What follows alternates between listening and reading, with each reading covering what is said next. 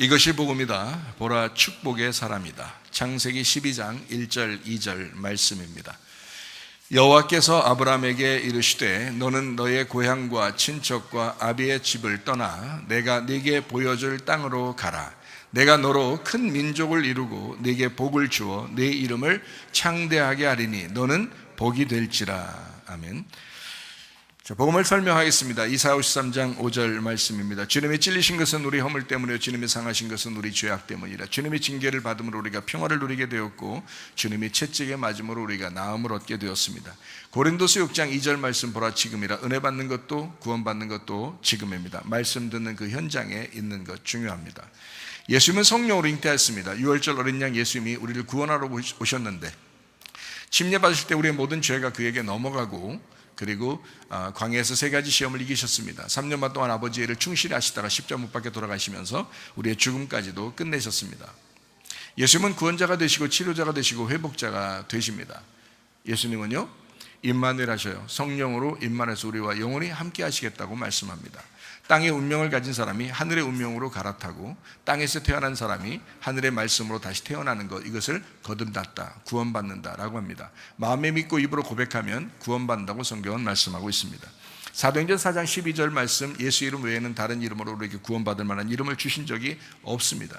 갈라디아서 2장 20절 말씀, 보라 어떤 믿음을 갖느냐, 내 믿음이 아니라 예수의 믿음이다. 예수의 믿음을 가져야 변함이 없다라는 말씀입니다.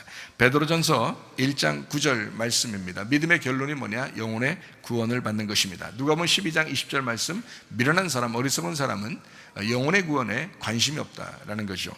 베드로전서 2장 25절 말씀입니다. 영혼의 목자와 감독자신 주님에게 우리가 돌아왔다라고 했고요. 베드로전서 4장 10절 말씀, 선한 청지같이 너희가 서로 봉사해야 된다. 다 네 거 아니다. 다 주님 거다라는 것을 인정하라는 겁니다. 잠언 3장 7절 말씀, 스스로 지혜롭게 여기지 마라. 여호와를 경외하며 악을 떠나라 했습니다. 고린도전서 10장 12절 말씀입니다. 한 걸음이라도 앞으로 나가는 전진하는 믿음을 가져야 된다라는 말씀이죠. 베드로전서 1장 17절 말씀입니다. 나그네 있을 때를 너희가 두려움으로 지내라 했습니다. 베드로전서 4장 7절 말씀, 만물의 마지막이 가까웠으니 정신 차리라고 했습니다. 베드로전서 5장 8절 말씀, 우는 사자같이 삼킬 자를 찾고 있다 했습니다. 야고보서 4장 7절 말씀, 마귀를 대적해야 된다. 그리하면 너희를 피하게 될 것이다. 누가복음 21장 34절부터 36절까지 말씀이니까 방탕함과 술 취함과 생활의 염려로 너희가 이렇게 어지러워진다. 생활이 덕과 같이 자꾸 어지러워진다. 근데 항상 깨어있어 너희가 기도해야 된다라고 말씀합니다.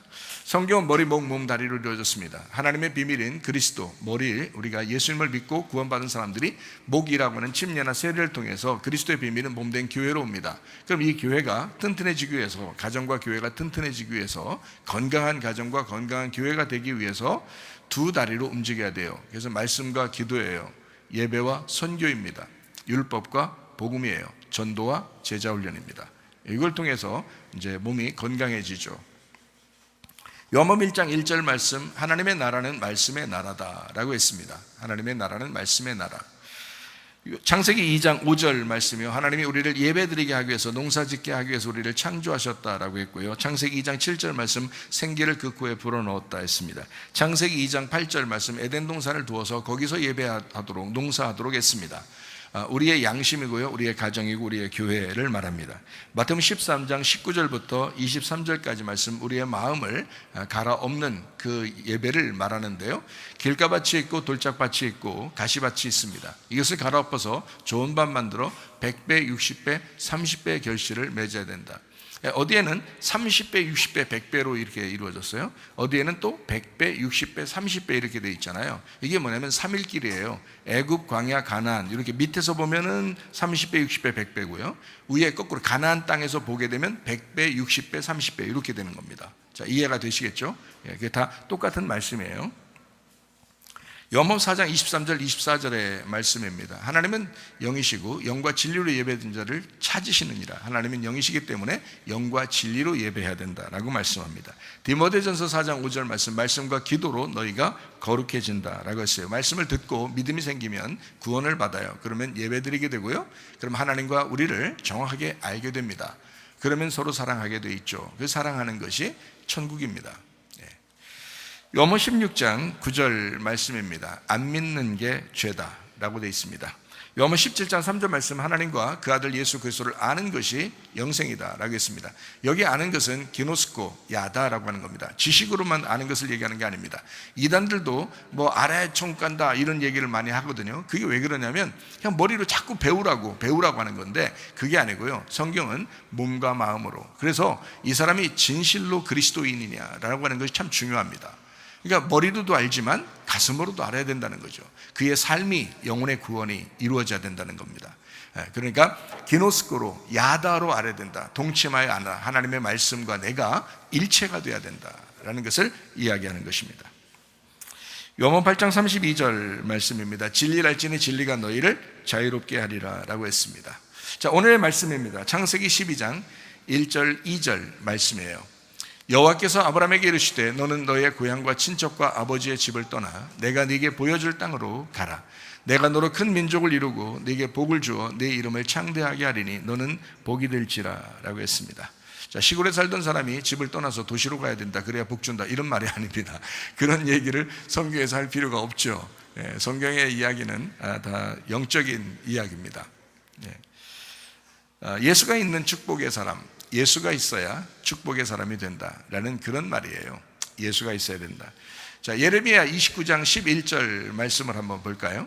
여호와의 말씀이니라 너희를 향한 나의 생각을 내가 아나니 평안이요 재앙이 아니니라 너희에게 미래와 희망을 주는 것이다 라고 했습니다. 자, 우리의 미래와 희망이 누굴까? 바로 예수님이십니다. 자, 미래라고 하는 이 단어가 아하리트라는 단어입니다. 이 말은 마지막이라는 단어예요. 마지막, 우리의 인생의 마지막에 누구와 연결될 거냐, 우리의 소망이 누가 될 것이냐라는 거거든요. 그래서 여기에서 희망, 소망이라는 것은 티크바라는 단어를 썼어요. 그 티크바라는 단어가 뭐냐면 끈입니다. 끈.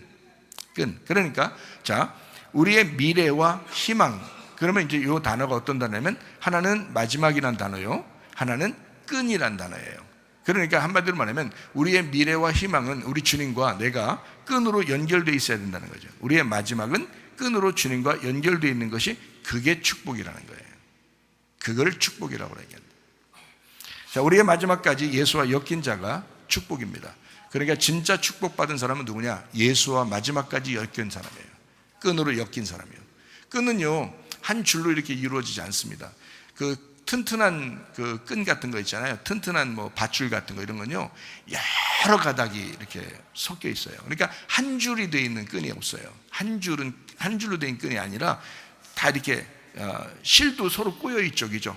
마찬가지로 밧줄도 그렇죠. 다 꼬여 있습니다. 꼬일 때 더 강한 끈이 되거든요. 그래서 이 끈으로 엮여야 된다. 서로 연결이 돼야 된다, 이런 말이거든요. 그러니까 주님이 나의 소망이 되려면, 주님이 나의 소망이야, 주님이 나의 끈이야.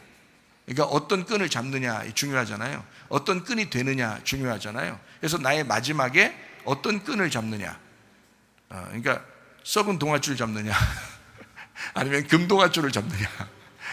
그러니까 예수 그리스도가 우리의 금동아줄이에요. 그래서 나의 마지막이 예수 그리스도와 엮인 자, 그렇게 끈으로 엮어진 자가 되는 것, 이것이 축복입니다.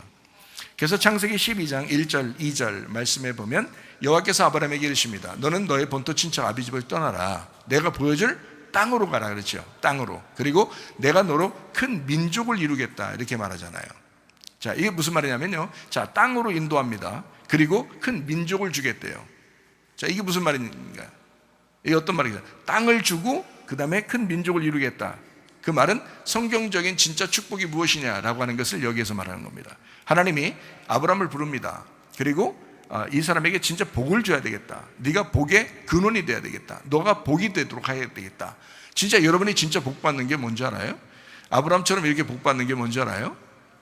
아브라함의 복을 다 받으시고 싶죠. 이 아브라함의 복이 뭐냐면요, 땅하고 아들을 받는 겁니다. 땅하고 아들을 받는 거, 그게 약속의 땅. 그러니까 성경적으로, 구약 성경에는 전체적으로요, 딸이 태어났다 이런 건 다 뭐 자녀가 태어났다고 얘기 안 해요. 딸이 태어난 거하고 뭐 자녀가 없는 거하고 똑같아요. 지금은 뭐 그런 상관없잖아요. 그러니까 이런 지금의 이런 얘기를 하는 게 아니에요, 성경은. 그러니까 아들을 낳는 축복이거든요. 그러니까 땅의 축복과 아들의 축복, 이 두 개가 같이 있어야 복이에요. 하나만 있으면요, 복이 아니에요. 그러니까 한마디로 말하면 이런 거가 똑같죠. 남편과 아내가 있어야 되는데 남편만 있으면 이건 뭐 남편이 아니죠. 그냥 남자죠, 그냥. 그러니까 여자하고 남자가 같이 있어야 되는데 여자만 있으면요, 그걸 처녀라고 그러죠. 그러니까 신부라고 안 한단 말이에요. 그러니까 남편하고 같이 있어야 여자가 신부가 되는 거고요, 아내가 되는 거고요. 이게 하나가 되는 것입니다. 그러니까 여러분, 아내에게 왜 잘해줘야 되냐, 남편에게 왜 잘해줘야 되냐? 너하고 결혼해줬잖아. 너 하나, 이렇게 하나, 사람 만들어줬잖아. 사람 만들어준 거야, 이게. 결혼 안 하면 어떻게, 혼자잖아요, 그냥. 혼자. 근데 이게 딱 결혼하면 신랑과 신부가 되는 거예요.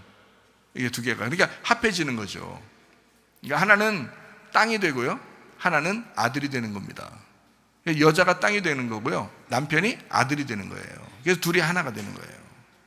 그러니까 땅하고 아들은 떨어진 게 아니라 서로 하나로 엮여 있는 거예요. 땅하고 아들이. 자, 제가 그걸 이제 여러분에게 설명을 한번 해드리려고 생각하는데요.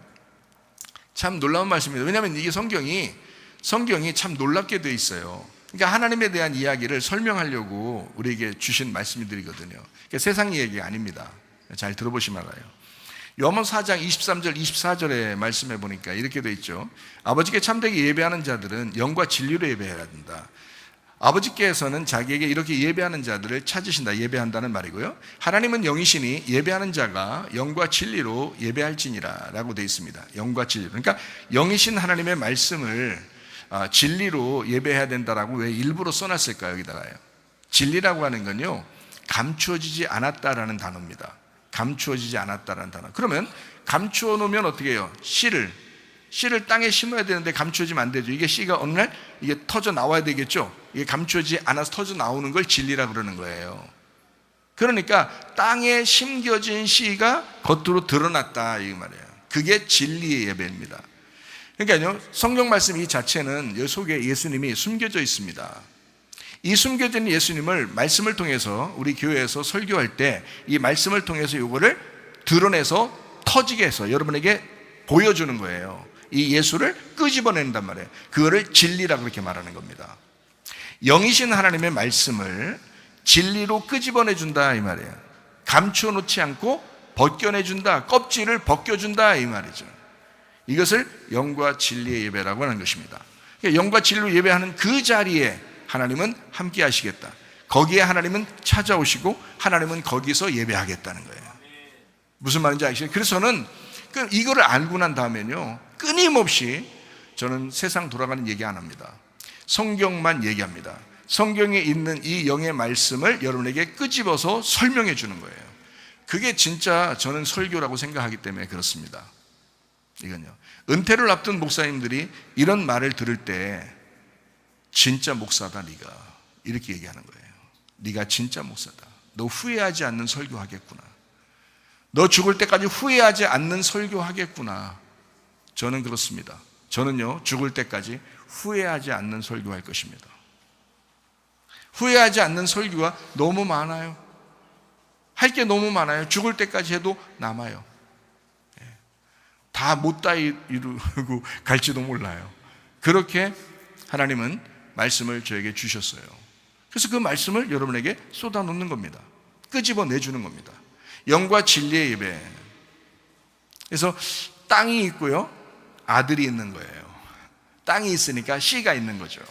그래서 땅과 씨, 이게 하나의 밭에서 이루어지는 한 몸이란 말이죠. 그래서 하나는 신부요, 하나는 신랑이라 말하는 거예요, 성경에. 자, 무슨 말인지, 누구 얘기하려고 하는지 아시겠죠? 우리의 희망, 우리의 미래와 우리의 희망이 누구라고요? 예수 그리스도. 내일 일은 난 몰라도 예수 그리스도가 우리의 소망이고 우리 마지막까지의 우리의 희망이란 말이에요. 그분을 붙드셔야 된다. 그게 진짜 축복이라는 겁니다. 다시 말하면 예배죠. 그래서 이걸 끄집어내야 되니까 갈아엎어야 되잖아요. 그래서 예배란 말이에요. 갈아엎어진 땅, 거기에서만 씨의 열매가 맺게 돼 있다. 부활의 열매가 맺게 돼 있다. 자, 갈아엎어졌다, 이 말은 뭐예요? 자, 파헤쳤다 얘기죠. 그죠? 파헤쳤다. 땅을 파헤쳤다. 땅을 찍어서 끄집어냈다. 땅을 갖다가 파헤쳐서 긁어냈다. 무슨 뜻이에요? 죽었다는 얘기예요. 죽었다. 그리고 그 속에서 씨가 터져 나와 부활하게 되었다. 그러니까 자, 예수의 죽음, 내 죽음이 있는 곳에 예수가 부활하여 그 씨의 열매, 부활의 열매가 나타나게 된다. 그래서 여러분 교회 오면요, 끊임없이 죽어라 라고 얘기하는 겁니다. 예수가 죽었듯이 너도 죽어야 된다. 그러면 예수가 부활했듯이 너도 부활하게 될 것이다 하는 거죠. 이게 씨의 열매예요. 그렇게 하려고 교회 나온 것입니다. 세상 얘기 들으려고 한 게 아니고요, 성경의 이야기를 들으려고 우리가 교회 나온 것입니다. 분명히 이해하시면 되겠습니다. 자, 성경을 좀 더 자세하게 설명하죠. 창세기 3장 15절부터 17절까지 말씀을 보겠습니다. 내가 너로 여자와 원수가 되게 하고 네 후손도 여자의 후손과 원수가 되게 하리니 여자의 후손은 네 머리를 상하게 할 것이요 너는 그의 발꿈치를 상하게 할 것이니라 하시고, 또 여자에게 이르시되 내가 네게 임신하는 고통을 크게 더하리니 네가 수고하고 자식을 낳을 것이며 너는 남편을 원하고 남편은 너를 다스릴 것이니라 하시고, 아담에게 이르시되 네가 네 아내의 말을 듣고 내가 네게 먹지 말라 한 나무의 열매를 먹었은즉 땅은 너로 말미암아 저주를 받고 너는 네 평생에 수고하여야 그 소산을 먹을 것이다 라고 했습니다. 여기 땅이라고 하는 게 아다마라는 단어입니다. 땅이라는 게 아다마. 근데 이게요, 아담에서 나온 겁니다. 아담. 그러니까 땅하고 아담은 같은 거예요. 땅 아다마 같은 거예요. 이게 아담. 자, 저주를 받는다라는 말이 아라르입니다. 그러니까 땅이 대신 저주를 받는다는 얘기예요. 자, 아다마가 우리를 위해서 대신 저주를 받는다, 이런 말이거든요. 자, 땅은 저주를 받고, 그리고 여자의 후손이 바로 예수님이십니다. 자, 우리들은 다 누구의 후손이에요? 남자의 후손이에요. 남자가 씨를 주어서 자녀가 태어나요. 그래서 우리의 성씨들은 다 남자의 성씨를 따릅니다. 그렇죠? 성경에서도 마찬가지예요. 성경에서도 누가 누구를 낳았다라고 얘기할 때 아브라함이 이삭을 낳고 이삭이 야곱을 낳았다. 사실 다 부인이 낳거든요. 그런데 다 아브라함이 이삭을 낳고 이삭이 야곱을 낳았다 이렇게 말을 하죠. 그렇죠? 예, 다윗이 솔로몬을 낳았다 이렇게 말하죠. 그러니까 이게 무슨 말이냐면 남자가 낳는 역사예요. 이 세상에는 남자 없이는 아이가 태어날 수가 없어요. 근데 성경에 유일하게 여자가 태어나게 한 사람이 한 분 나옵니다. 그분이 예수님이에요. 예수님만 여자에게서 나온 겁니다. 남자 상관없이 여자에게서만 나온 사람은 예수님밖에 없어요. 이 세상의 모든 사람은 다 남자에게서 나왔습니다. 그런데 여자에게서만 나온 분은 예수님밖에 없어요. 그래서 여기서 여자의 후손, 여자의 아들이 나올 것이다 라고 이야기하는 겁니다. 여자에게서 아들이 나올 것이다 라는 얘기죠. 그러면 여자가 뭘 얘기하는 거예요? 땅을 얘기하는 거고요. 거기서 아들이 나올 것이다, 후손이 나올 것이다, 그게 예수님 아들을 얘기하는 겁니다. 그러니까 여자 없이 아들이 나올 수 없죠. 그러니까 아들이 나오지 않는 여자는 여자가 아니죠. 그러니까 여자의 후손, 그러니까 여자를 통해서 아들이 나올 것이다 라는 것을 이야기하는 겁니다. 여자의 후손이 와야 그게 이제 땅의 저주를 풀어주는 거거든요. 그래서 땅이 나 대신 저주를 받았어요. 그리고 여자의 후손이 와서 이걸 회복하는 겁니다. 이게요. 자, 이게 이제 예수님의 역사예요. 성경의 역사고요. 그러면 잘 생각해 봐요. 저주를 받았다라고 하는 말을 조금 더 자세하게 우리가 한번 설명을 좀 해보기 위해서 우리가 몇 가지 성경을 찾아보겠습니다. 마태복음 25장 41절 말씀입니다. 또 왼편에 있는 자들에게 이르시되 저주를 받은 자들아 나를 떠나 마귀와 그 사자들을 위하여 예비된 영원한 불에 들어가라 라고 되어 있습니다. 여기 왼편에 있는 자들은 저주를 받았다라고 할 때 그 저주라는 단어가 카타라오마이라는 단어입니다. 이 말은 저주하다, 운명을 지었다라는 뜻입니다. 운명 지어졌다라는 단어거든요. 자, 이게 카타라에서 왔어요. 이 카타라라고 하는 단어가요, 저주, 단단히 인봉하다, 단단히 막혀있다라는 단어입니다. 그리고 거기에다가 어떤 단어하고 합성하냐면요, 이게 기도라는 말, 저주라는 말, 들어 올리다라는 말의 합성어예요. 그러니까 말하면 단단히 묶였는데, 단단히 막혔는데, 뭐가? 기도가 단단히 막혔는데 이 말이에요. 그걸 저주라고 하는 겁니다. 여러분, 기도가 전혀 상달되지 않는다, 그럼 뭔가 문제가 있는 겁니다. 기도가 전혀 상달되지 않고 있다라고 하면 여러분, 뭔가 문제가 생긴 겁니다. 자, 우리는 왼편에 있다가 오른편으로 돌아가야 되거든요. 그러니까 왼편에 있는 자들은 저주를 받았다. 그러면 하나님께서는 우리에게 어떻게 하기를 원하시냐면 오른편으로 돌리도록, 우리 오른편을 가게 하기 위해서 왼편에 있는 자들에 대한 이야기를 하는 거거든요. 그러니까 자, 오른편으로 가게 하기 전에 왼편에 있다, 이건 저주다. 그러니까 오른편으로 가야 된다. 그럼 왼편에 있는 자는 어떻게 돼 있다고요? 운명 지어졌다라고 했죠, 그죠? 저주를 받았다, 이 말은 운명 지어졌다라는 말입니다. 그 운명 지어졌다는 말이, 여러분 태어날 때 어떤 사람은 아프리카에 태어나고, 어떤 사람은 유럽에 태어나고, 어떤 사람은 아시아에 태어납니다. 어떤 사람은 이런 가정에 태어나고, 어떤 사람은 저런 가정에 태어납니다. 어떤 사람은 태어나 보니까 부모가 없기도 하고, 어떤 사람은 태어나 보니까 부자인 가정에 태어나기도 합니다. 이거 다 뭐예요? 땅이 운명 지어졌다는 얘기입니다. 땅에 운명 지어졌다. 이거를 뭐라 그러냐? 땅에서 일단 태어난 모든 사람은 운명 지어졌다, 저주받은 것이다 라는 말입니다. 그러니까 부자다, 가난하다 이런 의미 얘기가 아니에요. 성경은 태어난 자체를 첫 번째로 저주를 받았다라고 표현하는 것입니다. 그러니까 너는 땅에서 운명 지어졌다, 땅의 운명을 가지고 태어났다라는 말입니다. 그러니까 우리는 어떻게 해야 돼요? 당연히 하늘의 운명으로 바뀌어야 되겠죠. 그러려고 교회에 있는 거고, 그러려고 예수님이 우리를 구원하시려고 한 거고, 그러려고 예수님이 십자가 못 박혀 돌아가신 거거든요. 무슨 말인지 여러분 이해가 되십니까? 예. 자, 땅의 운명 왼편에서 하늘의 운명 오른편으로 옮겨져야 된다라는 말을 이렇게 표현하려고 한 겁니다. 자, 마태복음 26장의 39절 한번 보겠습니다. 조금 나아가서 얼굴을 땅에 대시고 엎드려 기도하여 이르시되, 내 아버지여, 만일 할만하시거든 이 잔을 내게서 지나가게 하옵소서. 그러나 나의 원대로 마옵시고 아버지의 원대로 하옵소서 하시고 라겠습니다.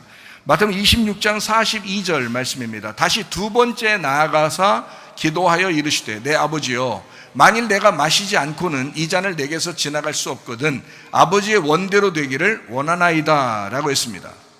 자, 생각해 보세요. 자, 이 잔을 옮겨 주십시오. 자, 이 땅에 왔으니까 예수님이 온 것은 죽음 때문에 온 거거든요. 우리 대신해서 죽으려고. 근데 이 잔을 내게서 옮겨 주시길 원합니다 라고 처음에 이야기했어요. 근데 아니거든, 그냥 아버지 뜻대로 되게 해주세요 라고 했어요. 자, 처음에 이 잔을 옮겨 주십시오 라고 했을 때 그 기도가 응답될까요, 안 될까요? 그렇게 만약에 그것만 기도했을 때, 예를 들어서 이 잔 옮기게 해주세요, 이 잔 옮기게, 주님의 아버지의 뜻대로 되길 원합니다 하는 거 안 하고 그냥 이 잔을 옮기게 해주세요, 이 잔을 옮기게 해주세요, 나 힘들어요, 고통스러워요, 인간으로 왔으니까 나도 어려워요, 이 잔을 옮기게 해주세요, 나 죽지 않게 해주세요 라고 계속 기도한다면 응답될까, 안 될까요? 그거는 죽을 때까지 응답 안 됩니다. 그걸 뭐라 그러냐? 운명 지어졌다라는 겁니다. 운명 지어졌다. 이미 정해져 있다는 겁니다. 예수님에게 이미 정해져 있다. 여러분, 땅의 운명은요, 지긋지긋하게 여러분 떠나지 않습니다. 땅의 운명은요. 갑자기 막 변하거나 이렇게 되기가 쉽지 않아요. 태어난 집안이 있단 말이에요. 태어난 집안이 있는데 거기서 갑자기 그 집안에서 벗어나서 이렇게 달라질 수 있는 확률은 거의 없어요.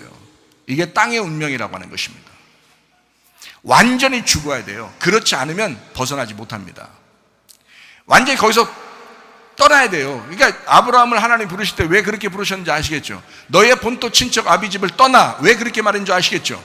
너의 집안은 우상 섬기는 집안이야. 우상 깎는 집안이야. 너희 집안은 여기서 떠나야 돼. 완전히 끊어야 돼. 그건 죽음이에요. 시족사회에서 그건 완전 죽음이라고요. 자기 가족을 떠난다는 것은 그건 죽음을 예상하고 가야 되는 거란 말이죠. 그 나그네로 간다는 것은. 근데 하나님은 그렇게 하라는 거예요. 왜? 너 땅의 운명을 끊어내라는 거예요.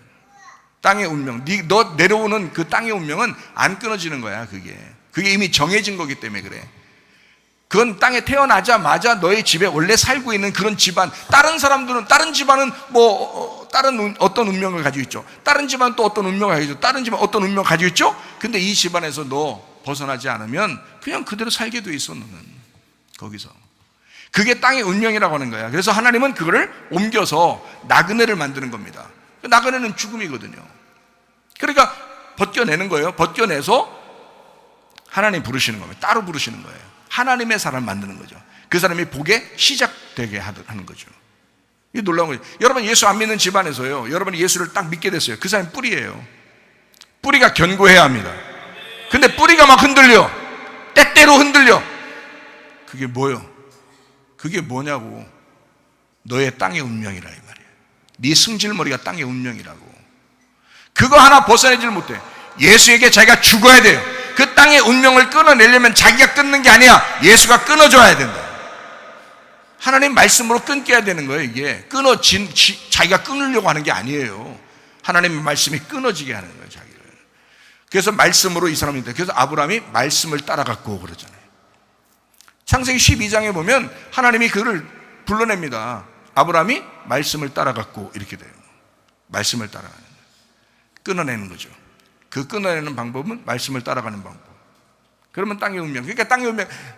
우리는 이런 집안에 태어나서 나는 힘들어. 우리 집은 왜 이렇게 태어났을까? 다른 사람은 더 잘 살게, 더 좋게, 부모도 좋은 사람 만나서 이렇게 태어났는데 나는 왜 이럴까? 왜 이럴까라니요. 말씀을 따라가면 다 끊어집니다. 말씀을 따라가면. 말씀을 듣고 말씀 안에 따라가면요. 이게 지금까지의 삶이 그게 끊어져요. 그리고 더 좋은 사람으로 만들어주신다고 하나님께서요. 자기 핑계댈 필요 없어요. 그 부모도 그렇게 살아왔어요. 그 부모도 또 그렇게 살아왔고요. 계속 그 운명을 따라서 그 집안은 살아왔다고요. 여러분이 말씀 듣는 이유가 뭡니까? 그걸 끊어내라는 것입니다. 끊어지라는 겁니다. 하늘의 운명으로 갈아타라는 거예요. 이게 하나님의 역사죠. 이게 말씀이고. 다 몰라서 그런 거지 누가 일부러 자녀들한테 잘못하려고 그런 것입니까? 그런 거 아니죠. 그렇게 태어나서 그렇게 살다가 그렇게 돼 온 거예요. 자기도 몰라서. 근데 말씀을 들으면서 자기가 바뀌는 겁니다. 아브라함처럼 복의 근원이 되면 그 다음 이삭부터는요 달라져요. 하나님이 인도하신다 이 말이에요. 아브라함, 이삭, 야곱 다시 인도. 그 전에 조상하고는 아무 상관없이 아브라함이 믿음의 조상이 된다고요. 그래서 아브라함부터 시작한다고. 다시 어떤 사람으로 살기를 원하십니까, 여러분? 복의 근원으로 살기를 바랍니다. 복의 근원. 그럴 수 있다는 거죠. 충분히 그럴 수 있다는 거예요. 위에 있는 사람들 핑계대지 마라. 그러니까 예수님은 이 잔을 내게서 옮기시옵소서. 아무리 예수님이 기도한다고 들어주겠냐고. 하나님이 안 들어준다고요. 죽어야 된다고. 그냥 하나님이 정해놨다고요. 이 사람은 죽어야 된다라고. 죽을 때까지는 그게 안 없어지니까, 그 땅의 운명이라는 건 안 없어지니까 예수님은 그 운명을 가지고 태어난 거예요. 죽으려고. 그러니까 죽을 때까지, 하나님이 죽이실 때까지 그대로 가지고 가야 된단 말이에요. 이게 운명이라고요. 예수님의 운명, 그건 그대로 가져가야 된다고. 근데 언제 끝나요? 그 땅의 운명이 죽을 때 끝나잖아. 그럼 우리 보고 진짜 가서 십자가 매달려서 죽으라는 거예요? 영적으로 죽으라는 얘기를 말씀하는 거죠. 말씀으로 죽으라는 걸 얘기하는 거죠. 여러분, 정신적으로 죽으라는 걸 얘기하는 거죠. 영혼이 이 땅에 태어난 땅의 운명으로 살지 않고 끊어내라는 걸 얘기하는 거죠.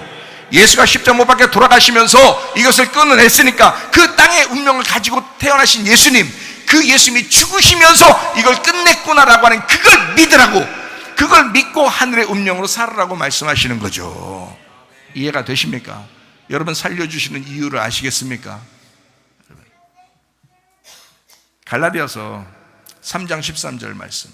그리스도께서 우리를 위하여 저주를 받은 바 되사, 예수님이 우리 때문에 땅의 운명을 가지고 저주를 받으셨단 말이에요.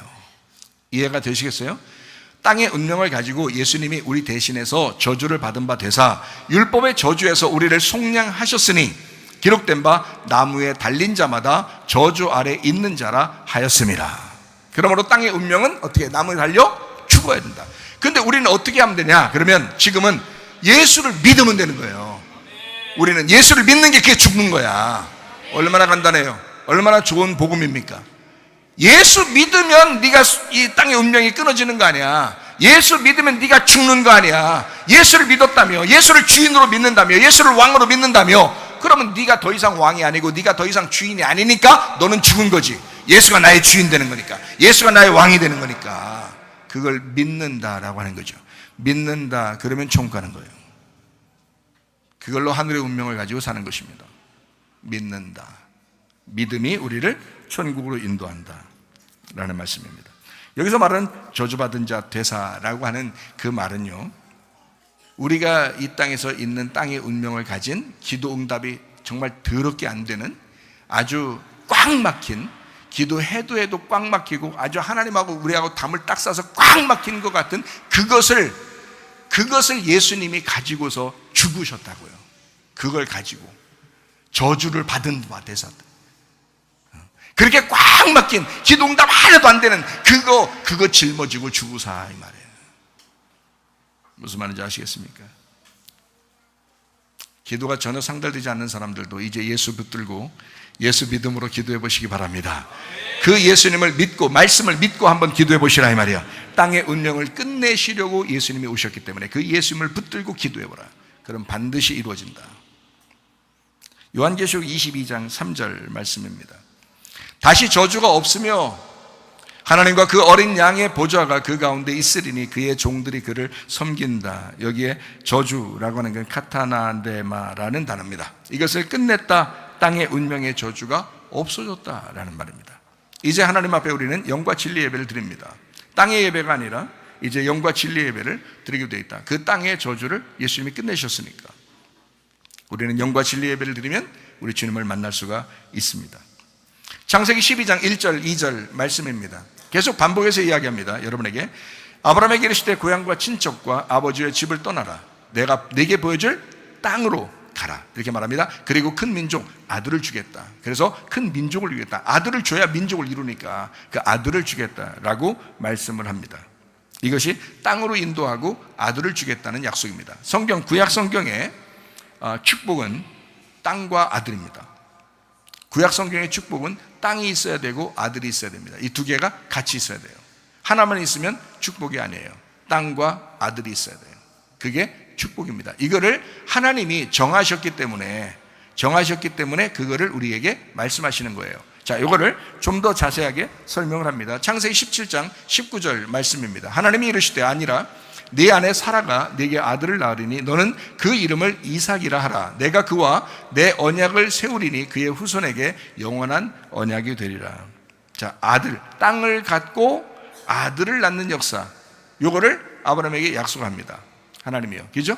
그러니까 아들을 꼭 사라에게서, 너의 아내에게서 아들이 나와야 돼. 아들이 나와야 그게 축복이야. 그러니까 하나님이 아브라함과 이제 사라를 부르잖아요. 하나님이. 그러니까 땅을 주시죠. 가나안 땅에 오게 한 겁니다. 그 땅을 주십니다. 그리고 거기서 아들을 낳으면 거기에 주인이 되는 거예요. 그 땅의 주인 되게. 그렇게 만드는 게 성경입니다. 자, 이야기 좀 아시겠죠? 자, 그러면 이제 이 아들을 낳는 역사가 얼마나 중요한지를 여러분에게 좀 설명을 해보도록 하겠습니다. 출애굽기 2장 2절 말씀입니다. 그 여자가 임신하여 아들을 낳으니 그가 잘생긴 것을 보고 석 달 동안 그를 숨겼다라고 했습니다. 아들의 중요성입니다. 아들을 낳아야 하는 역사. 그러니까 아들의 축복. 그러니까 성경은 계속 아들의 계속 축복이에요. 다윗도 아들이죠. 모세도 아들이죠. 노아도 아들이죠. 아담도 남자죠. 그 아들 셈도 아들이죠. 다 이렇게 아들. 예수님도 하나님의 아들로 오셨죠. 그러니까 아들로 오시는 거예요. 그러니까 아들의 역사. 아들의 역사, 이거를 아들을 낳는 역사, 땅을 갖고 아들을 낳는 역사, 이거를 축복이라고 얘기합니다. 마태복음 1장을 한번 볼까요? 1장 21절 보겠습니다. 아들을 낳으리니 이름을 예수라 하라. 이는 그가 자기 백성을 그들의 죄에서 구원할 자이심이라 하니라. 예수님이 딸로 태어나지 않았다고 여러분 서운해하지 마시기 바랍니다. 성경은 아들의 역사를 성경을 설명하려고 얘기한 거죠. 그러니까 예수님이 아들로 나와야 되기 때문에 그래요. 아들과 딸 둘이 같이 있다고 해봐요. 누가 대표예요? 아들이 대표예요. 지금은 이런 족보 얘기 그런 얘기 아닙니다. 지금 뭐 여러분의 집안 얘기하는 거 아니에요. 아들과 딸이 자, 신랑과 신부 얘기할까요? 신랑과 신부가 있어요. 그러면 누가 대표예요? 집안에 가장이 누구라 그래요? 신랑이라고 그러죠? 그 가장이라고 그러죠. 왜냐하면 그냥 이거를 약속으로 정해놨기 때문에 그래요. 성경적으로 이걸 정해놓은 거기 때문에 이 세상의 법도 그거를 따랐던 겁니다. 이제까지. 지금은 어떻게 해요? 다 남녀 평등이라 하면서 이거를 다 이제 하죠. 이것도 예수님이 오셔서 남녀 평등을 만들었어요. 그래서 남녀가 이렇게 평등하죠. 서로가. 남녀가 서로 뭐 누가 위에 있고 아래 있고 막 누가 지배하고 지배를 받아야 되고 이런 게 아니잖아요. 우리는 다 왜 그렇게 되면 우리는 다 신부가 된 거예요. 예수 그리스도의 신부가 된 거야. 남자든 여자든 다 신부가 된 거예요. 그러니까 남자도 신부고 여자도 신부예요. 누구의? 어린 양 대신 예수님의 신부예요. 그래서 우린 다 똑같다. 그래서 남녀 평등이 되는 겁니다. 남녀 평등. 그래서 우리는 다 똑같다 이렇게 되는 거지. 원래는 성경적으로 이렇게 설명할 때는요, 예수님 그리고 땅, 예수님 그리고 여자 이렇게 만들기 때문에 아들과 땅 이렇게 설명하려고 하는 거거든요. 그러다 보니까 이게 차별이 있는 거예요. 여기 차별이. 왜냐하면 그 주인이 있거든요. 땅의 주인이 아들이 돼야 된다. 땅의 주인이 씨잖아요. 이해가 되죠? 그래서 그걸 예수님 아들로 만들기 때문에 그런 것입니다. 이 두 개가 같이 있어야 그 땅이 복을 받은 거예요. 무슨 말인지 알겠죠? 그러니까 가나안 땅에 아브라함이 들어갔어요. 그러면 거기에 주인이 누가 되는 거예요? 아브라함이 되는 거예요. 가나안 땅에 아브라함이 주인이 되는 거라고요. 그러면 가나안 땅은 주인을 받아들이는 거죠. 아브라함이라는 주인을 받아들여서 그 아브라함의 자손들이 거기에서 씨를 퍼뜨리고 살도록 만든단 말이에요. 그러니까 하나님의 아들이 이제 점령해 나가는 거죠. 그 땅을. 마찬가지예요. 예수 그리스도가 우리의 마음 안에 들어오십니다. 그러면 예수 그리스도가 우리 속에서 하나님의 아들들, 그 말씀들이 우리의 속에서 점점점 불어나면서 나를 지배하기 시작한다고요. 하나님의 말씀이 들어와서 나를 정복하시기 시작한다고요. 그러면 이제 우리는 어떤 사람이 돼요? 하나님의 아들의 사람이 되는 거예요. 그걸 교회라고 말하는 것이라고요. 신부라고 말하는 거라고요. 그래서 신부가 신랑이고 신랑이 신부가 되는 거예요. 참 놀라운 얘기죠. 이런 말들이요. 자, 그래서 어쨌든 땅으로 인도하시고 아들을 주겠다고 하는 그 약속을 하십니다.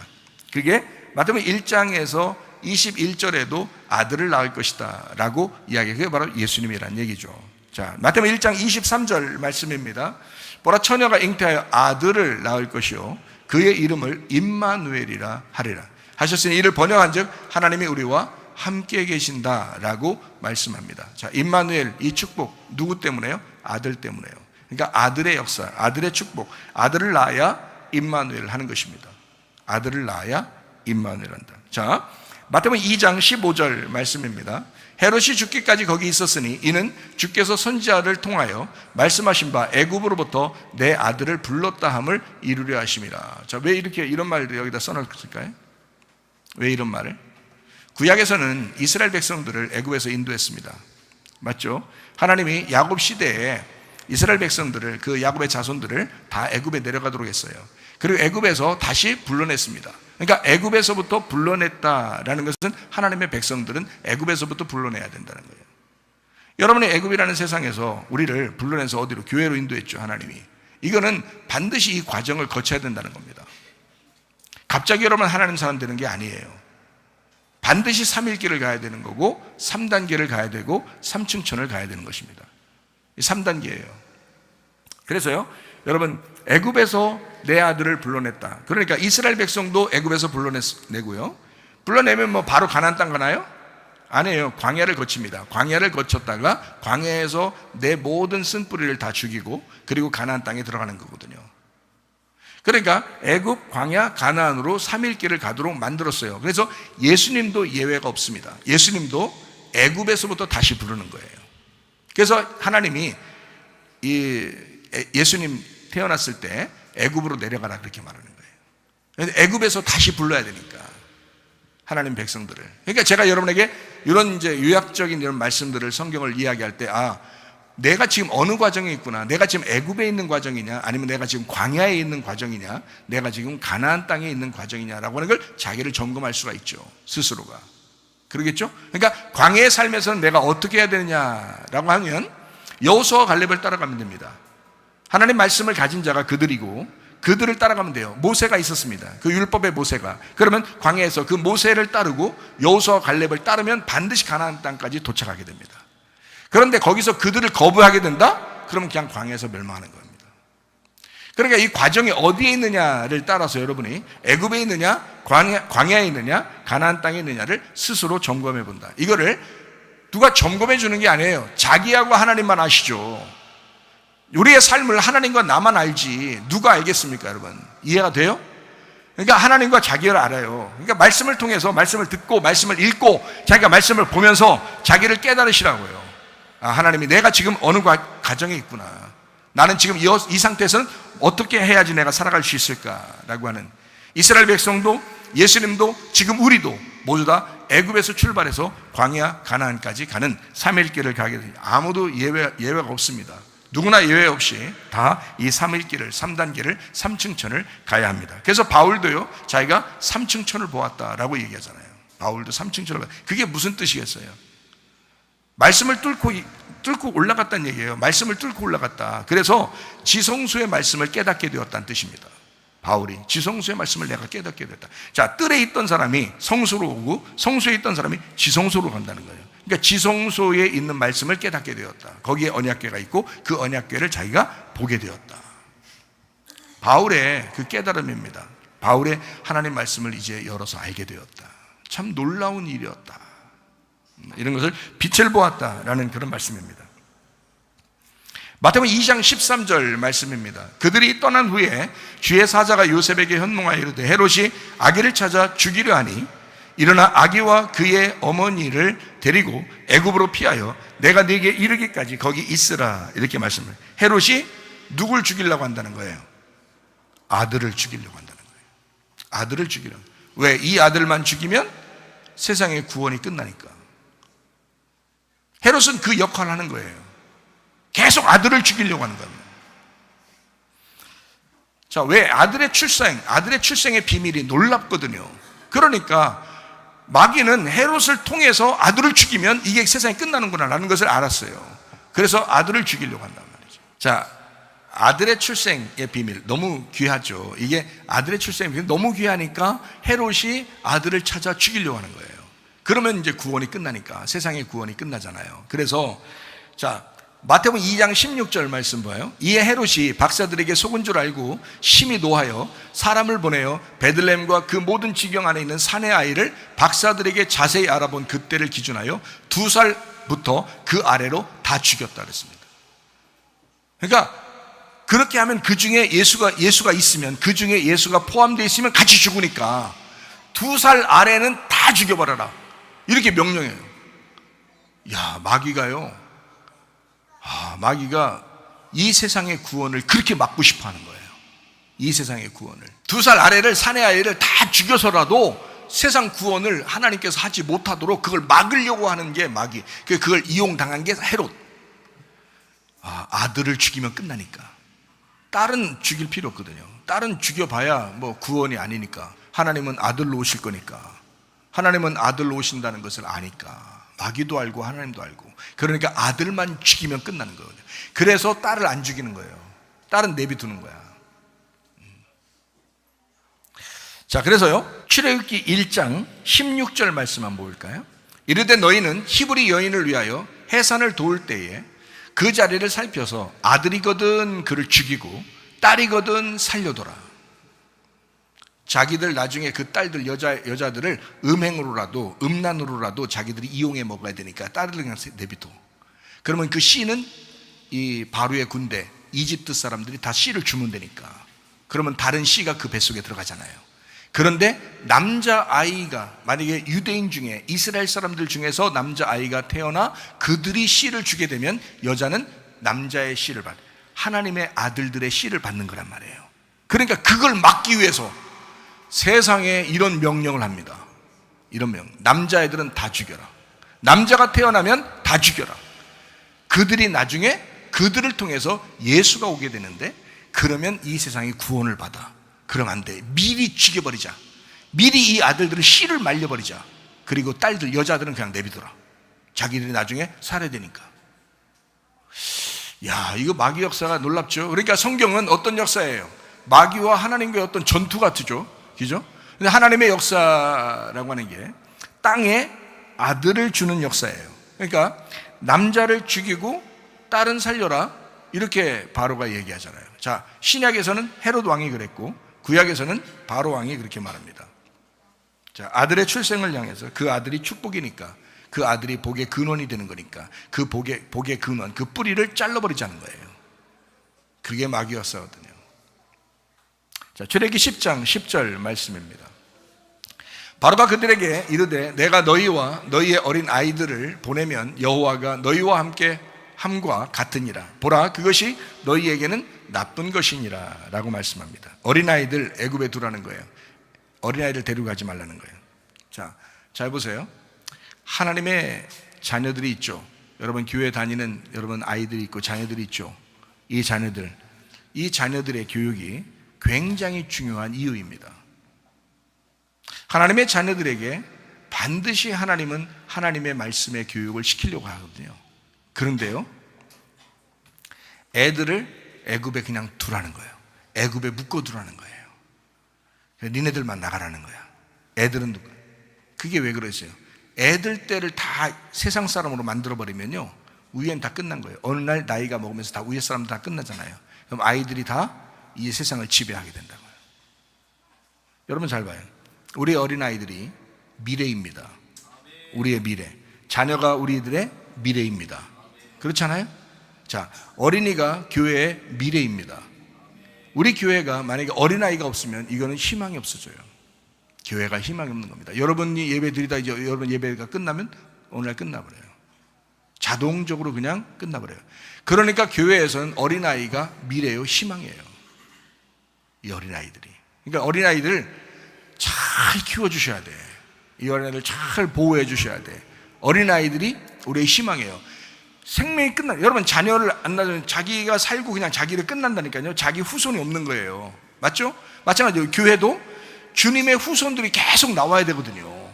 하나님의 후손들이 계속 나와야 되거든요. 그게 누구냐면 어린아이들이에요. 그 어린아이들 자라나면 또 어린아이 또 필요한 거고요. 그래서 계속 이어져 나가면 하나님의 씨가 계속 이어져 나가는 거거든요. 그런데 그 씨를 끝내버려요. 그게 누가 하는 짓이에요? 바로 그렇게 하는 짓이 누구예요? 헤롯. 그렇게 해서 미래를 끝내버리는 거예요. 미래를 끝내버리면 위에 있었던 것이 아무리 좋았어도 그것으로 끝나는 거예요. 여러분, 믿음의 뿌리가 중지되어 버리는 겁니다. 믿음의 뿌리가 살아있다면 반드시 그 열매가 나타나야 되는 거예요. 그러기 위해서 믿음의 뿌리가 된 사람들은 기도 열심히 하시기 바랍니다.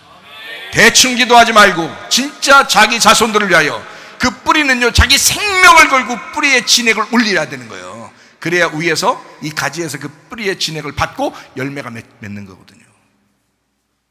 땅에 있는 모든 기운들을, 그 에너지를 갖다 뿌리가 끌어들여요. 그래서 그걸 갖다 위로 끌어올려야 돼요. 그래야 사는 거예요, 그 집안이요. 근데 기도하지 않는 부모가 많습니다. 문제 있는 집안들이에요. 하나님과 교통하지 아니하고 하나님에게 꽉 막힌 인생을 사는 사람들도 많습니다. 땅의 운명에 그냥 매여가지고 사는 사람들이 너무 많습니다. 여러분, 우리 교회 사람들은 그러지 말길 바랍니다. 계속 이 뿌리가 이어져 가도록. 다시 말하면 어린이가 교회의 미래고 어린이가 사회의 미래고, 그러니까 세상이 이 어린아이들을 가만두겠어요, 안 가만두겠어요? 그러니까 지금 여러분 보세요. 지금 여러분 어린아이들 미디어 세계에 갇혀 있습니다. 그래서 어린아이들이 미디어 세계에 갇혀 있어가지고 그대로 살다 보니까 어떻게 돼요? 애들이 정신이 그냥 다 땅에 그냥 떨어져 버려요. 그냥 그 정신이 다 세상에 다 매여버리는. 그럼 여러분이 아무리 끌어들여서 아무리 잡아당겨서 교회로 데려오려고, 하나님의 자식이 되려고, 하나님의 자녀가 되게 하고 천국 가게 하려고 막 끌어잡아당겨도 애들이 미디어에 다 미쳐가지고 세상으로 다 끌려나가는. 누가 만든 거겠어요? 애들만 끝내면 교회는 끝난다는 걸 마귀가 알기 때문입니다. 애들만 끝내면 교회는 끝난다. 이거를 마귀가 알기 때문에 우리 성문 기도학교가 있어야 할 이유입니다. 여러분 정말 성문 기도학교를 위해서 최선을 다해서 지금 한 12년 동안 우리가 지금 끌어왔는데요, 최선을 다해서 이 성문 기도학교가 이어져 나갈 수 있도록 여러분이 만드셔야 돼요. 그래야 당신의 자녀들도 사는 겁니다. 이게요, 하나님의 역사예요. 3일길로 건져내야 합니다. 여기서 다시 후퇴해가지고 애굽으로 다시 돌아가는 사람이 없도록, 애굽에서 광야에서 가나안 땅까지 들어갈 수 있는 그런 하나님의 축복의 사람들을 만드셔야 됩니다. 예레미야 29장 11절 말씀입니다. 여호와의 말씀이니라. 너희를 향한 나의 생각을 내가 아나니 평안이요 재앙이 아니니라. 너희에게 미래와 희망을 주는 것이니라. 우리의 미래가 희망으로 준비되어 있어야 된다. 마지막에 그리스도와 끈으로 연결되어 있어야 한다. 예수를 낳아야 미래가 있습니다. 부모와 자녀가 엮여 있는 것처럼 똑같이 예수와 내가 하나로 엮이는 것, 이것을 축복이라고 말합니다. 땅이 있죠? 그 다음에 아들이 있어야 합니다. 내가 땅이라면 예수 그리스도라는 아들을 내 속에 심어야 합니다.